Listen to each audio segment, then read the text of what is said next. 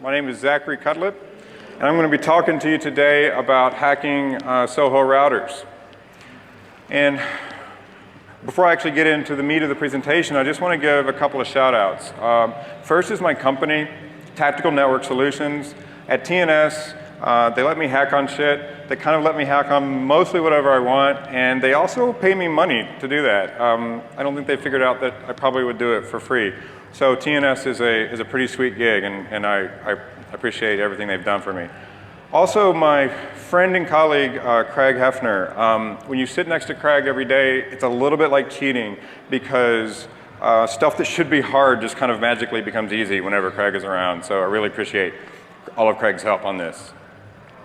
All right, so what am I going to be talking to you about today? Specifically, I'm going to be going into some novel uses of SQL injection that you may or may not have thought about. I'm also going to be describing the actual mechanics of how buffer overflows work on the MIPS architecture, because there are some differences there between MIPS and some other architectures that you may be familiar with, like x86. I'm also going to be dropping some O-days on Netgear routers because O-days make every talk a lot more fun, so I'm going to give you some O-days. And I'm also going to be sharing some embedded device investigation techniques that have been useful to me, and I think may be useful to you if you're investigating SOHO routers and other types of similar embedded devices. After all that, I'm going to do a live demo for you, assuming that the demo gods are with us and nothing goes wrong. So I know whenever I go to a talk and it doesn't somehow end in a root prompt, it's almost like the talk didn't even happen. So I'm going to do my best to give you a root prompt. If we have time, I'd like to take some questions here in the big conference room after I've done everything. And either way, if we have time or don't, there'll also be questions in the track 4 Q&A room after the presentation. All right. Now, I want to say that I had to be pretty brutal with what I could and couldn't put in the presentation just due to time constraints. So if you find this talk to be interesting, there's a lot of material in the white paper that I think you should have on your conference CD. So if you're interested and you want to know more, please read the white paper. There's a lot of stuff in there that I thought was relevant, but just couldn't make the presentation. So why do we attack SOHO routers to begin with, these little kind of inexpensive consumer-grade devices? Well, a successful compromise of a SOHO router gives the attacker a really privileged vantage point on a user's network. For example, it exposes potentially multiple connected users to further attack, and it also exposes multiple users' internet-bound communications to interception and even possible manipulation. In addition to that, it's certainly not unheard of for people to plug these devices into their work networks for a variety of reasons, some legitimate, some not so legitimate. But at any rate, a successful compromise of a device on a corporate network can kind of serve as a side door into an otherwise well-defended network. The specific device I'm going to be talking to you about today is this Netgear WNDR3700. And this is actually a really popular device, and if you go on Amazon or Newegg and kind of sort by the number of reviews, this device is easily in the top 5 and maybe even a little bit better than that. It's popular in part due to, besides being a Wi-Fi router, also has some extra features on it, right? So if you plug in a USB drive with music and video files, it'll actually serve up those files over the network. If you have a network-connected television or a PlayStation, it could actually discover that multimedia and play it back for you. It's also a file server. So if you have other computers on your network, it'll serve up those files via Samba. So it's got some interesting features that make it pretty popular. And in fact, here's one particular review on Amazon that kind of suggests that there's actually a lot of fun to be had with this device. So that's pretty promising. Now, besides the 3700, I also downloaded the firmware for the 3800, 4000, and 4400. And I looked at the most recent 2 firmwares for all of these devices. And I did a little bit of disassembly in IDA Pro and just some static analysis. And at least based on my initial analysis, these other devices are also vulnerable to the same exploits that I'm going to show you today. Now, when you get a new toy, kind of one of the first steps you can do to just in your analysis is take it apart, right? And just see what good stuff you find on the inside. And in particular, we find on this device a UART header, which is really awesome because you can connect up a UART to USB adapter and then use a terminal application like Minicom to get yourself a root console on the device. And that's really useful for debugging some more complicated exploits like one of the ones that I'll show you later. In addition to that, we also have a USB port on the back, right? Because it's a network-attached storage server, so you have to be able to plug a USB disk into it. Well, that's useful for us because the application I'm going to be talking about creates its database on the USB drive if there's a drive plugged in. So it makes it easy to get the database off and onto your workstation for analysis. Also, it makes it easy to put a debugger on the USB drive and plug that into the router rather than having to transfer the debugger over the network in some way. So it really simplifies analysis in a couple of ways. Now, one of the first steps for analyzing the software on the device is just go to the manufacturer's website and download the firmware. This is generally available for free. Now, I'm not going to go into the details of unpacking firmware. That's actually covered at length on Craig's blog. So if you want to know more about that, I suggest you check out Craig's blog. He covers all manner of topics related to hacking SOHO routers and other embedded devices. And there's a picture of Craig right there. I think he actually maintains his blog using a soldering iron. I don't know how he does that, but Craig's one crazy dude.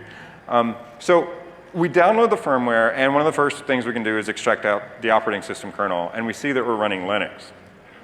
Now, this is really kind of a lucky find because from an analysis perspective, it opens up a wide range of tools and techniques that you can apply to the system rather than having to sort of start from scratch, developing your own techniques for analyzing a proprietary OS like VxWorks or something like that. It's also advantageous because once you compromise the device, now you have a wide range of attack tools that are at your disposal that you can upload to the device, and they work on Linux. So all of the kind of knowledge and experience and tools you have for Linux are easily portable to this device. Once we extract out the SquashFS file system in the firmware, we can actually go through it and see what all applications and programs are on the device. And one in particular stands out. It's this MiniDLNA application. Now, why does it end in a .exe extension even though we're on Linux? I don't know, and I don't know if anyone knows. But that doesn't matter because at any rate, we're dealing with this MiniDLNA application. So what is DLNA? Well, DLNA stands for Digital Living Network Alliance, and it basically refers to a set of specifications that your gadgets can use to share multimedia files with each other. So if you put some multimedia files on this device and your network-connected television or PlayStation can discover them and play them back. But more importantly, what DLNA represents for us is attack surface, right? Any kind of extra features above and beyond the core routing and Wi-Fi functionality are additional opportunities to find yourself some O-days, maybe write up a paper, and maybe submit that paper to a security conference, right? So it's just additional opportunities to find some vulnerabilities in the device. Now, if we go online and just see what existing information there is about the MiniDLNA application, we instantly find it's actually an open source application hosted on SourceForge. Now, I spend quite a bit of time in IDA Pro in my work, but I have to confess that my reversing skills aren't quite to the point where I don't want to see source code. So this was a really lucky find for me. Now, you can easily get out the version string from the binary in the firmware and see what version you've got of the application, and then just go on SourceForge and check out the right version, and just start combing through the source and looking for some low-hanging fruit. This particular application, MiniDLNA, makes extensive use of a SQLite database. So it's worth talking a bit about SQL injection. We normally think of SQL injection as a means of accessing sensitive or valuable data. Maybe you want to exfiltrate some data or tamper with some sensitive data. But what if the data in the database isn't sensitive or valuable in any way? Well, I would submit it's still an opportunity to compromise some developer assumptions. And you know what happens when you assume, right? You end up looking like an ass. So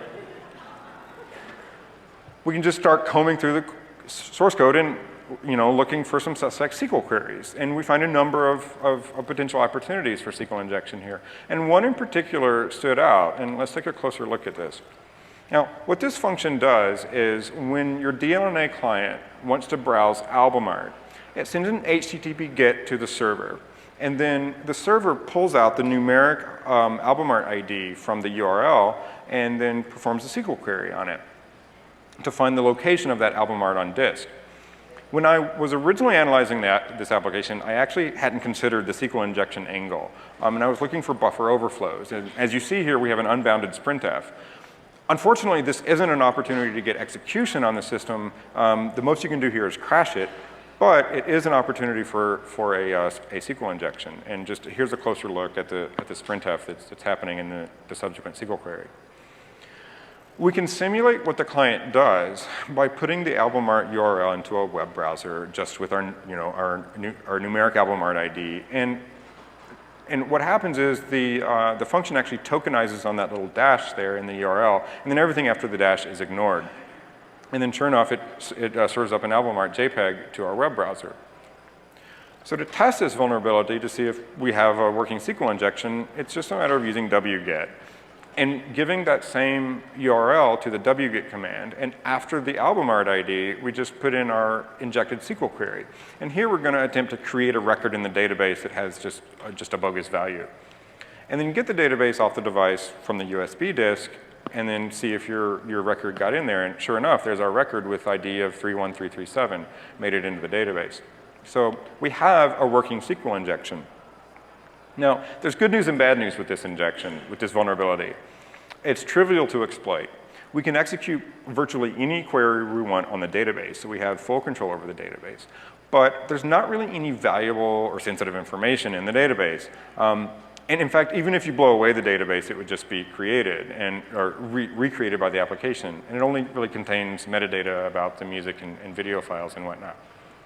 However, if we were to go back and look at that function again, like I said, what's happening is it queries the database and gets a path to the album art on disk.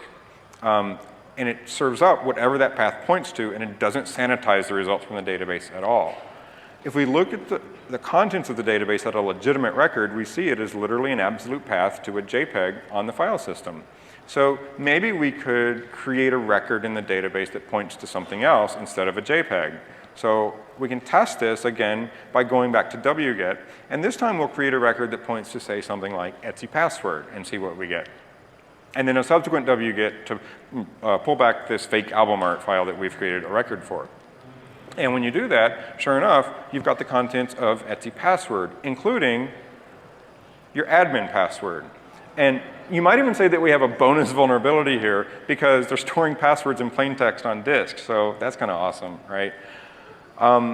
So in 2 wget commands, I've been able to get your admin password. And at this point, I could easily log onto the admin interface and change around DNS settings or routing tables or even upload a Trojan firmware to your device and take full control of it that way. But I don't yet have remote code execution. And at the beginning of the talk, I promised you a root shell. So I'm not going to stop until I've given you a root shell. So let's keep on going. Now, if, like me, you read Aleph 1's seminal paper on stack smashing and then were disappointed to find that it doesn't really work that way in the real world for a variety of reasons, chiefly among them it isn't 1996 anymore, I can reassure you that you need to look no farther than SOHO routers to find some easy to exploit buffer overflows. Okay? And if we just grep through the source code for this one application, we find a ton of potential buffer overflows. Now, if you missed that, let me give you a closer look. That's 265 potential opportunities to get execution in this application. One in particular stands out, and we have this really gnarly function called callback, and I had to trim it way down just to fit it on the screen. But we have an unbounded sprintf here, and this callback function is processing the results of SQL queries. Let's take a closer look at the sprintf. It's generating a URL string from several fields from the result of the SQL query, and one in particular I'm interested in is this album art field. Let's have a look at the actual query whose results we're processing. It's a left join, and looking even closer, we see that album art is a field on the details table, and the query is a join on the details and objects table, and that's just going to be kind of important to remember in a bit when we start developing the exploit. When we look at the schema for the details table, we see that album art is an integer in that table. And there are a couple of things to note about the fact that album art is an integer. First, due to a feature called type affinity, if SQLite can store the value in that field as an integer, it will. If it can't represent it as an integer, it'll just store the raw bytes, which is awesome because that lets us potentially store a long string in that field. Also, the function we're looking at attempts to validate the result from the SQL query using the A2I function. Now, if you know how A2I works, you know that all you need to do is pass it a string that starts with a number, and everything after the number is ignored. So this is, in fact, no verification at all and is easy to bypass, so no problem there. Do we have an exploitable buffer overflow? Well, we have full control over the database from vulnerability number 1.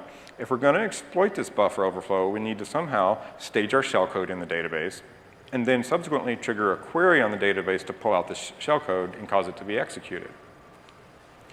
We have a limitation with our SQL injection, though. Remember I said that it's easy to crash the application with it, so we need to limit it to about 128 bytes per injection by the time you're taking into account overhead from SQL syntax and HTTP syntax and stuff like that. So we're trying to overflow a buffer that is 512 bytes big. So how do you overflow a 512 byte buffer with 128 bytes?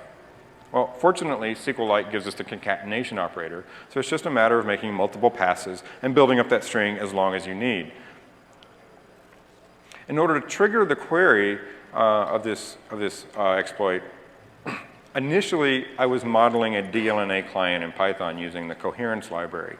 And that was a little bit flaky because the way UPnP and SSDP works, it would take a while to trigger the exploit. Sometimes it would happen immediately, sometimes it would take a little while, and it was kind of unpredictable. What I ended up doing is just capturing the conversation in Wireshark and popping out the necessary SOAP request that actually triggers the application, and then play that SOAP request back using wget and just ditching the DLNA library.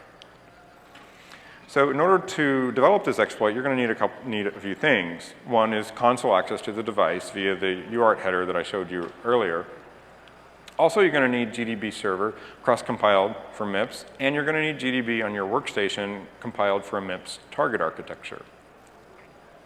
In order to test the vulnerability, just attach GDB server to the target process and connect your local GDB over the network to GDB server. Then use wget to stage a couple of records that will satisfy the left join, and then start building up your overflow data in the database. Then use wget to post the SOAP request. So how much overflow data do you need in the database? Well, it's just a matter of repeating this process until you get a crash in GDB. And then to trigger the exploit using wget, you just use this incantation, and that will actually post your SOAP request. When you do that, if you get a crash in GDB, you should see something like this. And what we see here highlighted in yellow is the MIPS program counter containing our data. We also see all of these S registers, which are general purpose registers, also containing our data. Right.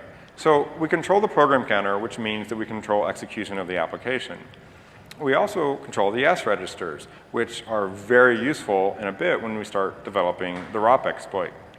But controlling the program counter isn't the same as actually having a shell on the system. And I have to say, I was probably at this point in like, I'd say a week and a half into my initial research, and I spent the rest of the time, several weeks, actually getting reliable execution to work on the system, because we have some challenges that we need to overcome. So first of all, the stack is randomized. So we're going to have to somehow defeat ASLR if we want to execute stuff off the stack. Also, because we're dealing with MIPS, we have some architecture-related idiosyncrasies that you may not be familiar with, even if you're familiar with other architectures. You may be disappointed to find out that ROP, although it works on MIPS, is somewhat limited, and I'll get into those details in a second. And we also have to deal with some bad characters, not just related to HTTP, but also due to the fact that we're dealing with a SQL injection. We do have some things working to our advantage, though. So even though the stack is randomized, the heap and libraries aren't, and we'll be able to make extensive use of those libraries to find some useful ROP gadgets. Also, assuming we can locate the stack is executable, so we should be able to execute our shellcode off the stack. So how does ROP work on MIPS? Well, the biggest challenge is the fact that all MIPS instructions are 4 bytes long, and all MIPS memory accesses are 4 byte aligned. So what this means for you is that there's no opportunity to return into the middle of an instruction and have that instruction be decoded as some other instruction. And this drastically reduces the number of ROP gadgets that you can potentially take advantage of. However, you can still find some useful ROP gadgets that do things like manipulate registers, load data that you control into the program counter, and even help you locate the stack and defeat ASLR. So how do you locate the stack using ROP on MIPS? Well, here's a sequence of instructions that load several offsets from the stack pointer into registers S3, 4, and 6, and then subsequently jumps to whatever is in register S0. Now, remember that we control all of the S registers, so it's just a matter of making sure that S0 contains the address of yet another ROP gadget that jumps to whatever is in S3, 4, or 6. And then that gets you back into the stack where you can start executing shellcode. We also have to deal with this issue on MIPS of cache coherency. Now, MIPS has 2 parallel caches, one for instructions and one for data. And your payload was written to the stack as data, which means that it's sitting there in the data cache until that cache is flushed. So you can't actually execute it yet until you flush the cache back into main memory. So how do you do that? There are a couple of ways. One is you could write a massive amount of data to the stack and fill up the cache and force it to be flushed. But you might not be able to overflow a buffer with that much data. Fortunately, Linux provides a cache flush system call. And I believe if you check the man page for cache flush, I think it tells you that it's only implemented on MIPS. So this is actually going to be pretty useful for us. And then assuming you can set up the parameters to cache flush properly, then it's just a matter of wrapping into it and forcing the cache to be flushed. We have to deal with bad characters, which is not an original problem, right? So spaces break HTTP, null bytes break strcpy and other string handling functions, but we're also dealing with a SQL injection, and SQLite has its own bad characters that it'll interpret unless you escape them. Fortunately, SQLite provides an escape sequence that you can use, so anytime you have one of those bad characters in your shellcode, you just escape it with SQLite's escape sequence. Another problem is MIPS's NOP instruction is all null bytes, which sucks because, of course, null bytes break string handling functions. But that's actually pretty easy to deal with. Just use some other instruction that doesn't have null bytes in it, that either is inert or doesn't have any effects that you care about. And so whenever you need a NOP, you can do something like that. The majority of the time I spent developing this exploit, sadly, was getting the payload and encoder to work. Metasploit provides you with one payload and one encoder for the MIPS architecture, and I was never able to get it to work. If I would attach to the process with the debugger and then single step through the decoding and execution of the payload, it would work perfectly every time. But if I wasn't attached with the debugger, it would crash the application every time. And I never did figure out what the problem was. What I ultimately did was just develop my own null-free payload that doesn't need an encoder and just ditching the payload that was in Metasploit. Now, if Indianness messes around with your head the way it does me, and we're dealing with a little Indian architecture which makes it even worse, one thing you can kind of do is things like make your callback IP address all 10s so that byte order doesn't matter, and at least do that until you get issues sorted out with your shellcode and then figure out the Indianness later. In a bit, when I show you the exploit, you'll actually see the script staging the overflow in 3 separate pieces. So the first piece is just a giant buffer that contains random data. The second piece is our ROP chain, which is going to overwrite the return address and also stage the address of several ROP gadgets into the S registers. And then the third piece is our connect back payload, which will actually give us the remote shell. Okay. So that said, it's time for a little live demo, assuming that everything goes well. Great. If you'll bear with me for just a second while I change screen modes. There we go. Okay. Okay, so the router's up. All right. So So I'm going to show you a couple of things, actually 3 things. I'm going to show you the exploit where we can extract some sensitive files from the system, and then I'm going to show you the buffer overflow where we get a remote shell. Once we have a remote shell, I want to show you how we can start uploading some attack tools and actually transform this device into an attack platform. So I've rolled up the exploits into some Python scripts to make them a little bit easier to use, and also to give us a little bit better output. Now, in the slides, I showed you that we could extract Etsy password. Now, that password file only gets created when you plug in a USB disk, because Samba creates it for some reason. So instead of messing with Etsy password, why don't we try actually getting out the entire system configuration? And the system configuration is in VRAM, and it's accessible via /dev/mtd block 14. So let's see if we can request that block device instead. So assuming I'm spelling this right. Okay, dev mtd block 14. So we do that, and what we actually saw here was the script, it deleted the record from the database to make sure it wasn't already in there, and then created our new record pointing to dev mtd block 14, and then gives us a URL that we can use to bring that file back. Okay, so let's see, if we run strings across that, we should have the entire NVRAM from the system, and if we grep for something like password, we start to see things like, WPA passphrase, admin passphrase. So we have the whole system configuration here. Just tons of stuff there, all right? So there you go. So we've got the admin password with a pretty easy to exploit vulnerability. Now the next exploit I'm going to show you will actually give us the root prompt, and I just wrote myself a little callback server that basically is like netcat, but I wrote it in Python and it gives me a little bit nicer output than just netcat. So I'm going to start that up at the bottom window, and then in the top window I'm going to actually run the exploit, which again I've wrapped up in Python to give us a little bit better output than we get with wget. So we'll just run that, and it clears out the database, and then as it's staging each piece of the exploit, it will actually give us a running count of the number of SQL injections we've done. And then when it triggers the exploit, we should see the root prompt come in the bottom window.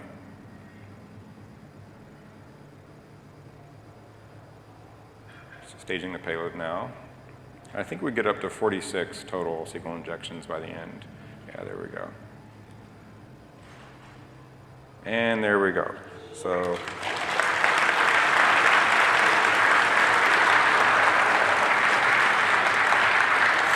all right. Yep. There we go. We can actually look at the kernel version on there.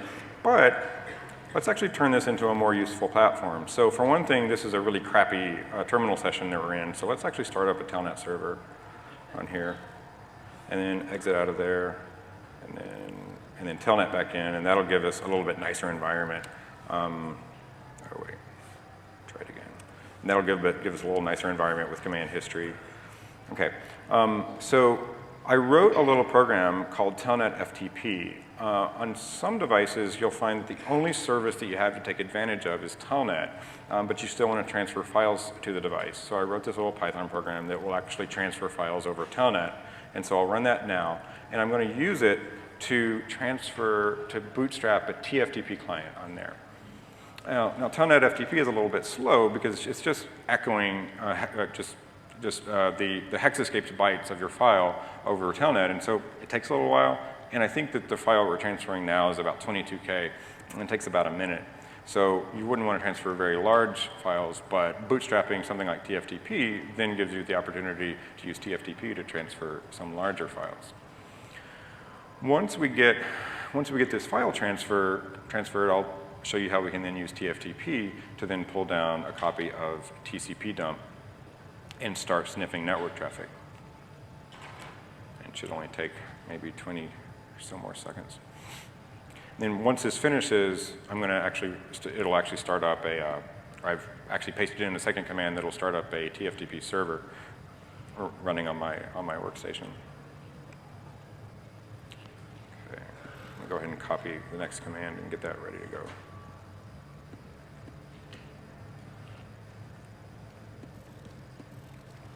Okay. So it's done transferring. We're now running into TFTP server, paste in the next commands, and we've now downloaded a TCP dump and start up TCP dump. So there you go. So we're now sniffing traffic that's coming across the router.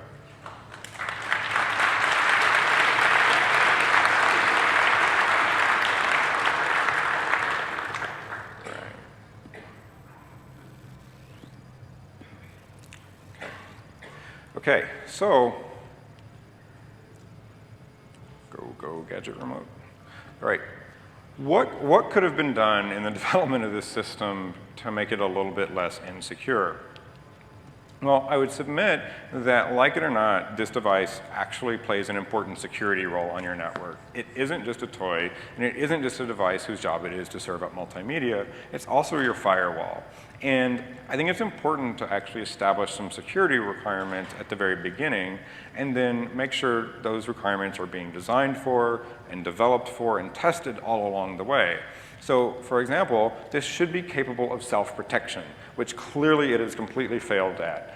It also should be capable of providing you some level of network protection, which again, it's completely failed at because I've compromised it and actually turned it against you and turned it into an attack platform.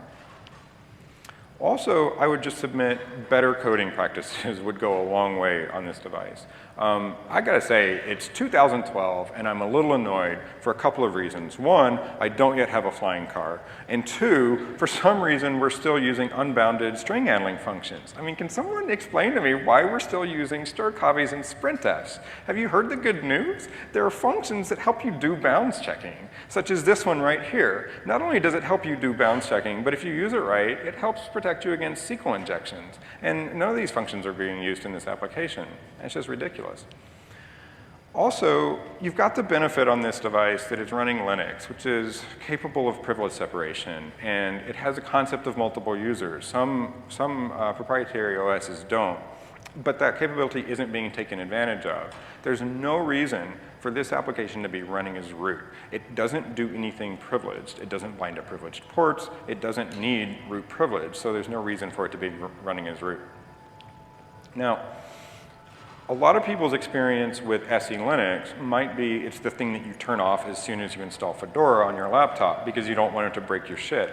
But I used to work for a company called Traces, and at Traces we developed a lot of hardened appliances using SE Linux. And I can tell you, appliance type devices is an area where SE Linux really shines.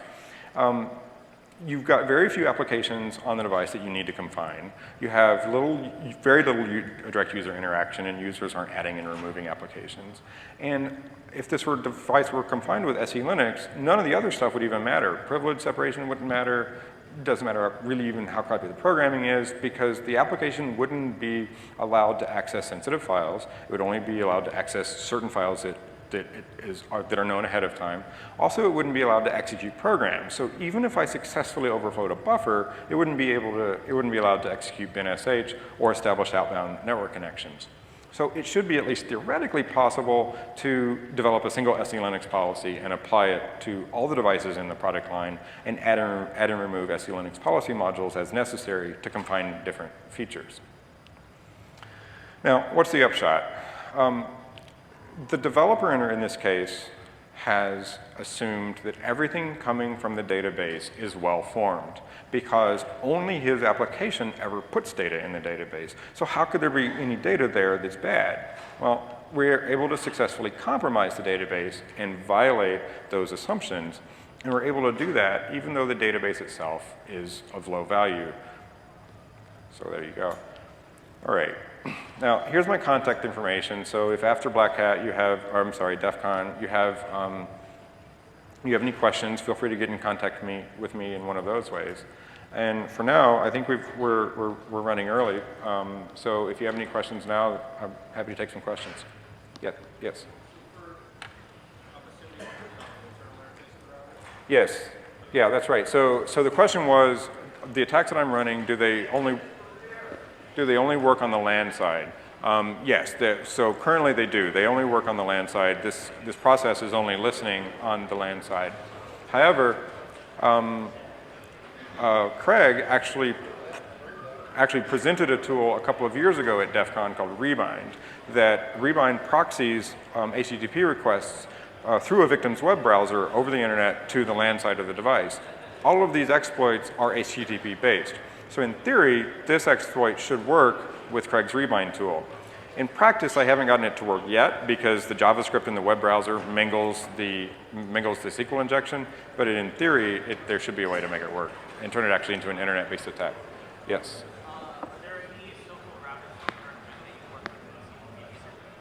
Yeah, so this is a question that I get a lot. So at TNS, we work with a lot of SOHO routers. Is that? Oh, I'm sorry. So the question is, are there any SOHO routers that we can recommend? Well, at TNS, we work with a lot of SOHO routers and find vulnerabilities in them. Unfortunately, one of the problems when you do that is you start to get a little jaded, and basically every router that you see is an opportunity to exploit. I really don't have a recommendation. I know at home, I actually run a custom Linux distro on a small PC, so yes. So the initial launch has to go through the serial port, right? So you have to have hardware access to the device? No, you only need hardware access to the device when you're developing your exploit. So you order one of these from Amazon, take it apart, connect up to it, develop your exploit, but the actual exploits just need network access. Internal LAN access? Yes. Yes, internal LAN access. I would also point out that this device is vulnerable to Reaver, if you're familiar with Reaver. So all you need to do is be on the premises to attach to the LAN and exploit it. Thank you. Yes. You bet. Let's see. Yes.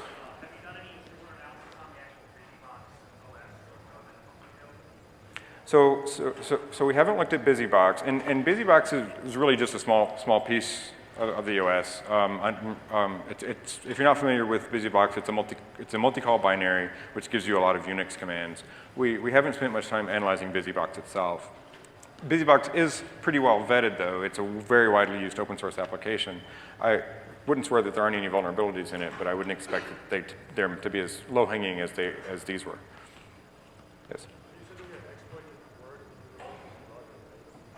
No, that's not the case. So the exploit doesn't require the USB drive, and the exploit doesn't. You're talking about when I was developing the exploit, and it would crash. So I was trying to use the payload that's in Metasploit, and I could get Metasploit's payload to work if I single step through it in a debugger. I couldn't get it to work without the debugger, so I ended up developing my own exploit that works fine.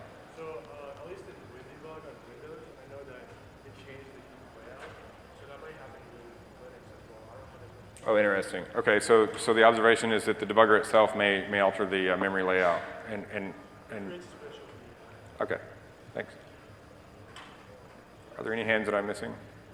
Okay, there's a hand in the back.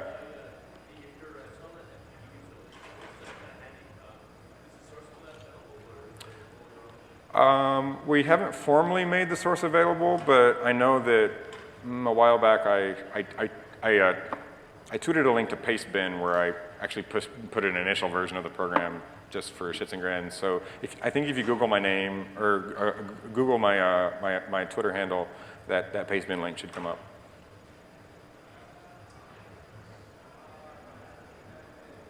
Okay, got a question over here.